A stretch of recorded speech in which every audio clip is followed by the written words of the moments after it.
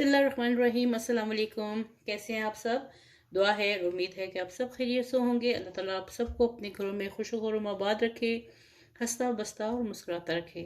चलिए जी, आपके आज की रेसिपी की तरफ चलते हैं। आज की रेसिपी बड़े मज़े की है। तो ये पिज़्ज़ा है, लेकिन 2 in 1 मैं कर रही हूँ। मैं चिकन पॉप्स बनाने लगी हूँ। चिकन पॉप्स कैसे बना के, जिंगर चिकन पॉप्स, उसके साथ पिज़्ज़ा बनने लगा है। ठीक है। और उसके लिए मैंने ये चिकन जो है ये छोटे बाइट साइज में ली है। ये देखिए बिल्कुल बाइट साइज है। तो इसके पहले पॉप्स बनाऊंगी। इसकी मैरिनेशन करते हैं। मैरिनेशन करके हम लोग इसको रखते हैं। तो चलें स्टार्ट करते हैं। सबसे पहले मैं इसके ऊपर लगाने लगी हूँ नमक हस्बे जायका, तकरीबन क्वार्टर टी स्पून से थोड़ी सी ज़्यादा, क्योंकि फिर इसके ऊपर कोटिंग भी आनी है। हाफ टी स्पून कर लीजिए या हस्बे जायका कर लीजिए। मैंने एक चिकन ब्रेस्ट पीस लिया है। मैंने एक बड़ा वाला पिज़्ज़ा बनाना है। ठीक है। और क्वार्टर टी स्पून में इसमें हाफ टी स्पून लेवल इसमें नमक डाल दिया मैंने। और क्वार्टर टी स्पून भर के काली मिर्च ये चली गई। और अब इसके ऊपर मैं डालने लगी हूँ चिली सॉस, हॉट सॉस जो होती है, ये डालने लगी हूँ। ये भी तकरीबन हाफ टी स्पून या हस्बे जायका आप लीजिए। ये हाफ टी स्पून भर के ये डाल रही हूँ। सोया सॉस जा रहा है इसमें 1 टीस्पून इसमें भर के सोया सॉस चला गया। और सिरका में डालने लगी हूँ तकरीबन 1 टेबलस्पून के करीब या 2 टीस्पून। ये 2 टीस्पून डाल दिया, 1 टेबलस्पून कर ले। अब इसको मैं मिक्स करके रखने लगी हूँ। क्या क्या इसमें मैंने डाला है, नमक हस्बे जायका और काली मिर्च हस्बे जायका या क्वार्टर टी स्पून भर के। नमक इसमें हस्बे जायका डाला है हाफ टी स्पून से लेवल्ड हाफ टी स्पून। सिरका डाला है 2 टीस्पून और सोया सॉस डाली है 1 टीस्पून और हॉट सॉस डाली है हाफ टी स्पून भर के। इसको मैरिनेट करके मैं थोड़ी सी देर के लिए तकरीबन आधे घंटे के लिए रखने लगी हूँ। फिर बाकी का प्रोसीजर करते हैं इसका। मिर्च मुझे कम लग रही है तो मैं हाफ टी स्पून इसमें सुर्ख मिर्च भी डालने लगी हूँ, क्योंकि जब कोटिंग होती है ना तो वो जो मैदा होता है वो सारा चूस लेता है नमक मिर्च को। तो इसलिए फिर इसमें थोड़ा सा नमक मिर्च थोड़ा सा मैं ज़्यादा रखती हूँ, या अपने टेस्ट के हिसाब से आप लोग रखिए। तो वो आपकी मर्जी है जितना आपने रखना है, इसको स्पाइसी कितना करना है। चलिए फिर इसकी अगला प्रोसीजर दिखाती हूँ, अगला तरीका दिखाती हूँ कि क्या करना है। अच्छा ये देखिए, ये मैंने पानी लिया है। इसको थोड़ी देर के लिए साइड पे करती हूँ पानी को, और इसके मैदे की तरफ आते हैं। ठीक है। और मैदा लेने में आपने कंजूसी बिल्कुल नहीं करनी। ये मैंने चिकन देखिए कितना है, सिर्फ 1 ब्रेस्ट पीस था। और एक चीज़ मैं इसमें डालनी भूल गई थी, थोड़ा सा इसमें लहसुन पाउडर भी जाएगा। ठीक है। लहसुन पाउडर डाल दिया। इसको मिक्स करती हूँ अभी मैं। इतनी देर में मैं इसमें मैदा मैंने लिया है तकरीबन 1 से 1.5 कप के करीब है। मैंने पहले भी बनाया था इसमें। तो ये मैंने हाफ टी स्पून लहसुन लिया है। लहसुन पाउडर डालना है, पिसा हुआ लहसुन नहीं इसमें डालना। अगर आप ये इतनी फैंसी चीज़ बना रहे हैं तो लहसुन पाउडर भी ज़रूर लीजिएगा। और हाफ टी स्पून इसमें मैं नमक डाल रही हूँ, क्योंकि नमक इसमें भी जायका होगा, तभी आपके ये पॉप्स जो हैं ये अच्छे मज़े के बनेंगे। और साथ में इसमें मैं डाल लगी हूँ पेपरिका पाउडर, ये भी हाफ टी स्पून जा रहा है। और सिर्फ मिर्च पाउडर ये जो तेज़ वाली है, ये भी मैं इसमें हाफ टी स्पून डालने लगी हूँ। आप हस्बे जायका भी डाल सकते हैं, ये ज़्यादा कर दें क्योंकि फिर मैदा है तो ये फीका नहीं रहेगा। अब इसको मैं मिक्स करने लगी हूँ। सारे को अच्छी तरीके से आपने मिक्स कर लेना है। ठीक है। इसमें बहुत मैसिंग होता है, ये काम करते हुए बहुत मैदा भी करता है, गंद भी पड़ता है। तो ये पार्ट ऑफ आपकी काम है, इसका काम का हिस्सा है। जहाँ मैदे का काम होगा वहाँ कचरा भी पड़ेगा। इसको सारे से मैं अच्छी तरीके से मिक्स कर रही हूँ ताकि मसाला जो है वो पूरे मैदे में अच्छे तरीके से फैल जाए। और ये जो चिकन मैंने लिया है, ये इसको भी मैं थोड़ा सा लहसुन लगा दिया है ताकि इसका जायका अच्छे से आए। तो चलिए इसकी अब मैरिनेशन करते हैं। अब ये देखिए मैंने पानी और मैदा और चिकन को एक साथ लाइन में रख लिया है। अब एक एक ये मैं इसका पीस उठाऊंगी।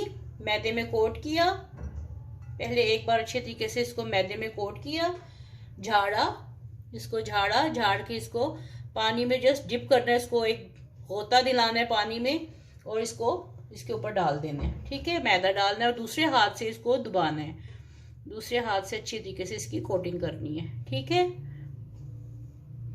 जितना मैदा इसको लगना होगा लग जाएगा, बाकी का झाड़ दें और फिर इसको पानी में एक बार फिर से डिप करें और फिर इसको बाहर निकालें, पानी एक्सेस उतारें और फिर इसको अच्छे तरीके से दबाएं ताकि इसके ऊपर फ्लेक्स बने, जो हमें क्रंच चाहिए होता है इसका, तो वो बने। दूसरे हाथ से करते जाएं। ठीक है, तो चलिए मैं ये बनाती हूँ इस तरह, फिर आपको दिखाती हूँ। ये देखिए मैंने एक बार सारे इसमें मैदे में डाल के, तो एक ही साथ डाल के उसको छान लिया है। तो ये आसान तरीका है कि फर्स्ट जो है आपने कोटिंग करनी है, एक ही साथ सारे डाल के ऐसे ऐसे करने के, एक एक को पकड़ के करने के बजाय आप एक बार सारे डाल लें और इसको छाननी में डाल के तो छान लें। तो ये फर्स्ट कोटिंग के लिए सिर्फ ये जल्दी हो जाएगी। अब सेकंड कोटिंग के लिए फिर आपने पानी को वैसे ही करना है, एक एक उठा के तो फिर आप रख दीजिए और फिर एक ही साथ रेडी कर ली सारे के सारे पॉप्स। तो फिर आप इसको फ्राई का काम करेंगे। ये देखिए ये जो मैंने पॉप्स रखे हैं इनको मैं अच्छी तरीके से ऐसे दबा रही हूँ, अच्छे तरीके से ऐसे दबा रही हूँ ताकि मैदा इसमें अच्छी तरीके से कोट हो। और ये देखिए इसके फ्लेक्स बन रहे हैं और इसको मैं एक प्लेट में निकालती जा रही हूँ। एक ही साथ सारे मैं पहले रेडी कर रही हूँ और इनको अच्छी तरीके से दबा दबा के तो मैदा लगाना है ताकि इसके ये ऐसे फ्लेक्स बन जाए जिंगर की तरह जैसे होता है ना, तो वो बन जाए। तो ये देखें ये तरीका, ये देखें इसके कैसे फ्लेक्स बन रहे हैं। ठीक है,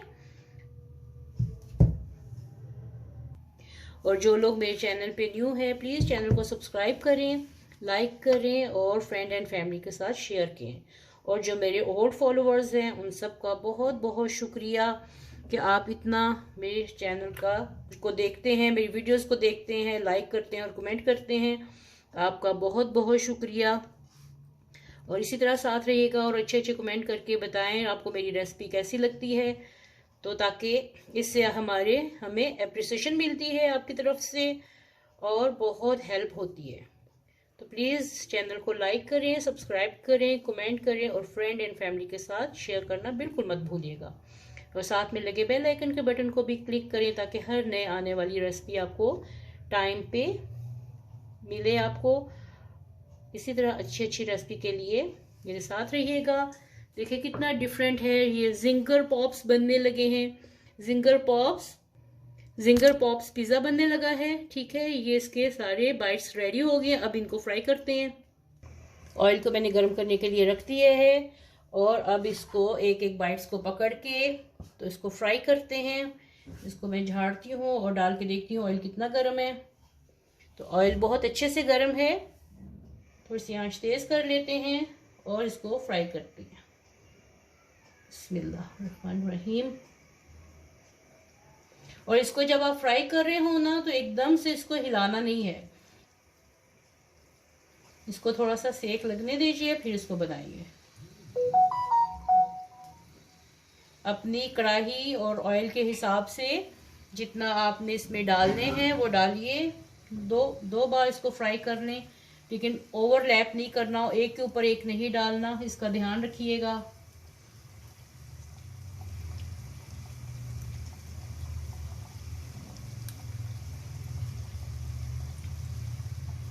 चलिए इनको फ्राई करके फिर आपको इसको दिखाती हूँ कि कैसे बने हैं ये। इसको पकते हुए 2 मिनट हो गए हैं। अब इसको चेंज करती हूँ। ये देखिए कितने अच्छे फ्लेक्स इसके आए हैं माशाल्लाह। ये देखिए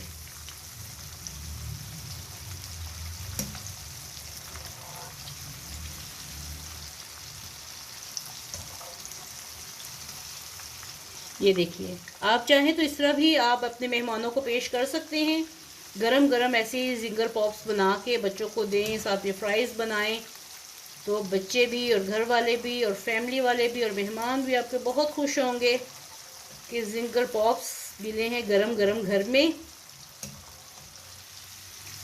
ये ट्राई घर में किए हुए हैं तब आपको मैं रेसिपी देती हूँ। कोई रेसिपी आपको ऐसी नहीं देती कि जो मैंने खुद से पहले ना ट्राई की हो, ना बनाई हो।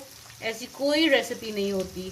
सब माशाल्लाह से वही रेसिपीज़ होती हैं जो घर में बना के टेस्ट करके अच्छे से अच्छे आपको रिज़ल्ट के साथ आपको देते हैं कि ताकि आप बनाएं तो आप भी अपने घर वालों से दाद वसूल करें कि बहुत अच्छी डिश बनी है।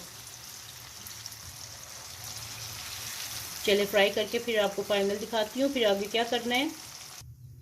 ये देखिए हमारे ये पॉप्स रेडी हो गए हैं और ये देखिए कितने क्रंची और क्रिस्पी बने हैं। 5 मिनट में ये बन गए हैं, बहुत ही मज़े के। तो बाकी के भी रेडी करती हूँ।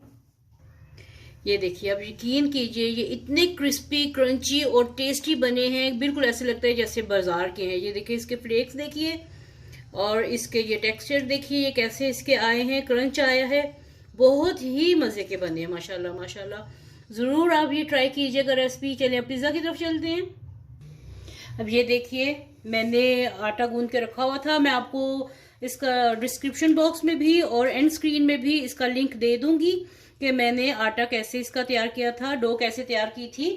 तो वो मैं आपको बता दूंगी कि मैंने इसमें डो गूंदना इसलिए नहीं दिखाया कि वीडियो बहुत लंबी हो जाएगी, तो इसलिए। और पिज़्ज़ा सॉस भी मैं रेडीमेड लेती हूँ। जब रेडीमेड चीज़ मिल जाती है फिर इतनी मेहनत करने की ज़रूरत नहीं, बहुत मज़े की मिलती है। एक बार इसका पाउच ले आए तो फिर इस्तेमाल कीजिए इसको। ये देखिए इसके ऊपर सॉस लगाएं। ये मैं अपने एक हफ्ते लिए और एक अपने हस्बैंड के लिए बना रही हूँ, 2 पर्सन। तो ये देखिए ठीक है, ये सॉस लग गई, पिज़्ज़ा सॉस लग गई।